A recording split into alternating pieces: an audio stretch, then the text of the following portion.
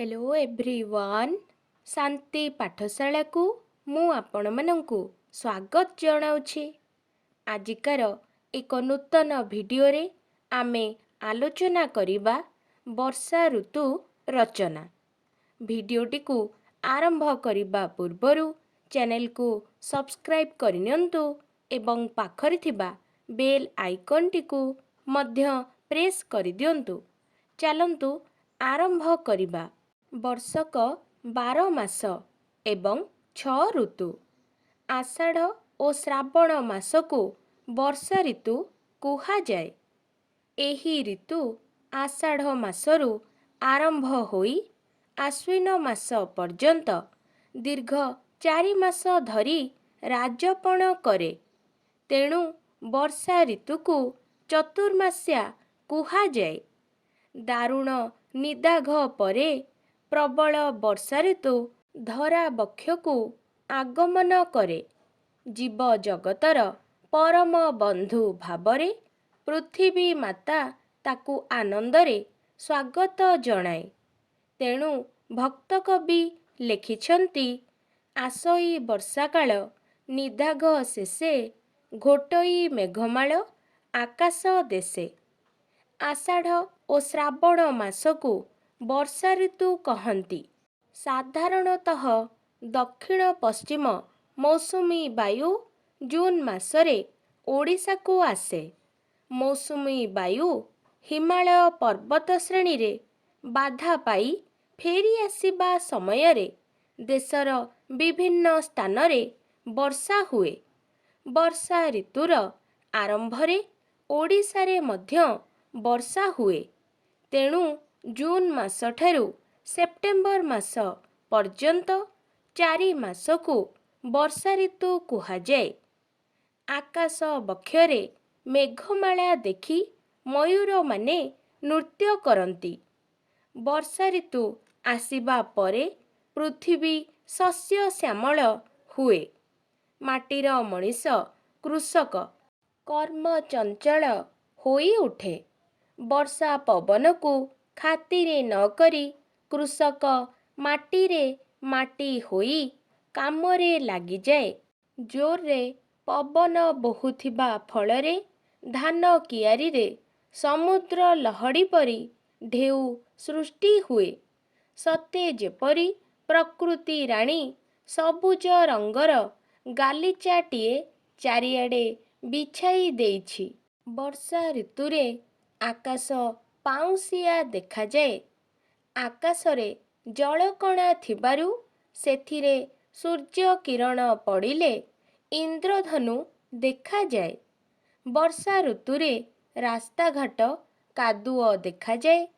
पोखरी गाड़िया नदी नाल जलपूर्ण होइथाए। जुई किया केतकी मालती और टगर फुलर सुबासरे चतुर्दिग महकी उठे। गाँ गहली रे पिला माने कागजरे डंगा तियारी करी भसांती। दिन राति वर्षारे केही बाहर को आसी पारंती नाही।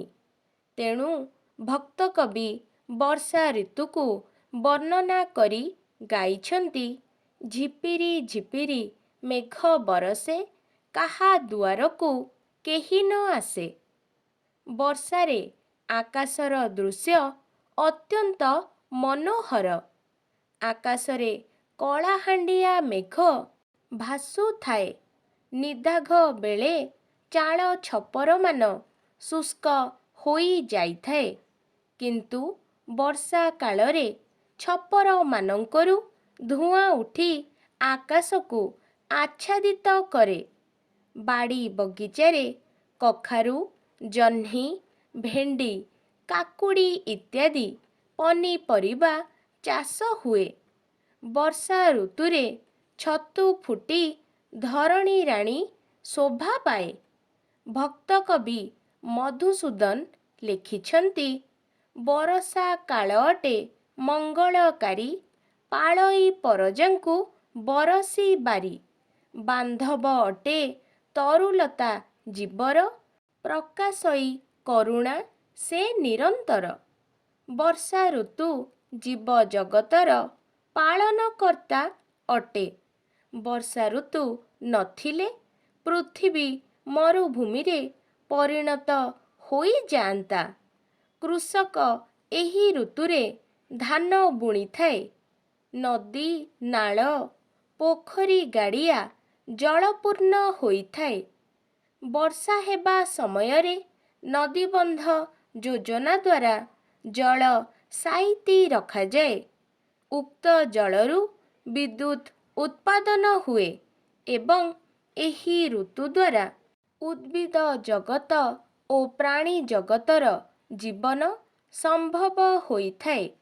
ବର୍ଷା ଋତୁରେ ଉପକାର ହେଉଥିବା ସ୍ଥଳେ ଅନେକ ଅପକାର ମଧ୍ୟ ହୋଇଥାଏ। ଅତ୍ୟଧିକ ବର୍ଷା ଯୋଗୁଁ ବନ୍ୟା ସୃଷ୍ଟି ହୁଏ। ତେଣୁ କଥାରେ ଅଛି, ଜଳ ବିହୁନେ ସୃଷ୍ଟି ନାଶ, ଜଳ ବହୁଳେ ସୃଷ୍ଟି ନାଶ। ବନ୍ୟାରେ ସବୁଜ ଫସଲ ବାଲି ମାଡ଼ିଯାଏ। ବହୁ ଘରଦ୍ୱାର, ଜନଜୀବନ ଧ୍ୱଂସ ହୋଇଯାଏ। ବର୍ଷାରେ ଚାରିଆଡ଼େ କାଦୁଅ ହେବା ଯୋଗୁଁ ହଇଜା, ଟାଇଫଏଡ୍ ଆଦି ସଂକ୍ରାମକ ରୋଗ ଏହି ସମୟରେ ବ୍ୟାପିଥାଏ। ଅତ୍ୟଧିକ ଜଳ ହେତୁ ପଦ୍ମବନ ମଧ୍ୟ ଧ୍ୱଂସପ୍ରାପ୍ତ ହୁଏ। ବର୍ଷା ଋତୁରେ ବହୁ ପର୍ବପର୍ବାଣି ପାଳିତ ହୁଏ। ରଥଯାତ୍ରା, ଦ୍ୱିତୀୟା ଓଷା, ଶ୍ରୀଗୁଣ୍ଡିଚା, ଚିତାଲାଗି ଅମାବାସ୍ୟା, ଗହ୍ମା ପୂର୍ଣ୍ଣିମା, ଜନ୍ମାଷ୍ଟମୀ, ଜହ୍ନି ଓଷା, ଗଣେଶ ଚତୁର୍ଥୀ ପ୍ରଭୃତି ପର୍ବ ପାଳିତ ହୁଏ। ଗହ୍ମା ପୂର୍ଣ୍ଣିମାରେ ଗୋମାତାର ପୂଜା ହୁଏ ଏବଂ ପୁରୀର ରଥଯାତ୍ରା ପୃଥିବୀ ପ୍ରସିଦ୍ଧ ଅଟେ। ବର୍ଷା କାଳରେ ଲୋକମାନେ ବହୁତ ଅସୁବିଧା ଭୋଗ କରନ୍ତି ଏବଂ ବହୁତ ବିପଦରେ ପଡ଼ନ୍ତି। କିନ୍ତୁ ବର୍ଷା ଋତୁରେ ଅପକାରିତା ତୁଳନାରେ ଉପକାରିତା ବହୁତ ବେଶୀ। ବର୍ଷା ଋତୁ ନଥିଲେ ପ୍ରାଣୀ ଜଗତ ଓ ଉଦ୍ଭିଦ ଜଗତ ଧ୍ୱଂସ ପାଇଯାଇଥାନ୍ତା। ଆଜିକାର ଭିଡ଼ିଓଟି ଆପଣଙ୍କୁ କିପରି ଲାଗିଛି କମେଣ୍ଟ ମାଧ୍ୟମରେ ନିଶ୍ଚୟ ଜଣାଇବେ ଏବଂ ଲାଇକ୍, ସେୟାର, ସବସ୍କ୍ରାଇବ୍ କରିବାକୁ ଜମାରୁ ଭୁଲିବେନି। ଧନ୍ୟବାଦ।